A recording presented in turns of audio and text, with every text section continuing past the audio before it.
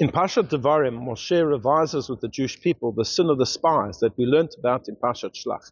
And of course, a long time has passed since that episode. Almost 40 years have passed. And Moshe, when he revises this tale to the new generation who are about to come into the land of Israel, he indicates to them that the sending of the spies, the mission of the spies, was actually doomed from the beginning. He says to them as follows, "Vatikravun elai kulchem." You all approached me, and you asked me to send the spies.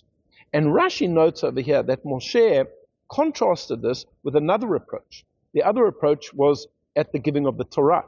The giving of the Torah, the Jewish people heard the actual voice of God, but it was so overwhelming and so powerful that they came to Moshe, and it says there they came, the heads of the tribes and the elders, and they asked, and they said, please, in future, will you listen to the teachings of Hashem and relate it to us? So Moshe said to them, look at the different ways in which you approached me. When it came to asking me to be the intermediary between you and Hashem to give you the Torah, everything was done in a respectful manner. There were the heads of the tribes who came forward, there were the elders, the younger people were paying respect to the older people, etc. But here with the sin of the spies, v'tikravun elai kulchem, you all approached me. The irbuvia, says Rashi, was a complete mixture. The young people were pushing the elderly people. The elders were pushing the heads of the tribes. There was a certain type of a panic. And there was a certain type of anarchy and chaos. And Moshe perhaps was telling the Jewish people, I should have known from the outset that this was doomed to failure. Because it wasn't done in a proper way. It wasn't done in an order, in a seder, with respect. Now, people can have requests of their leaders. They can have complaints against their leaders.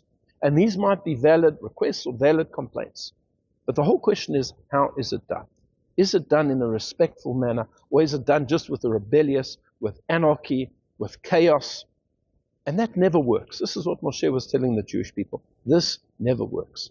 If you had come to me and you had discussed the matter, I would probably have explained to you, you know what, I don't think this is a good idea. Let me explain to you why it's not a good idea. I would have convinced you, you would have gone back, you would have spoken to your constituents, and the whole sin of the spies would never happen. But when it's just pushed on the leader, and there's this crazy chaos and anarchy, no good can come out of it. It's a lot of what we're seeing in the world today.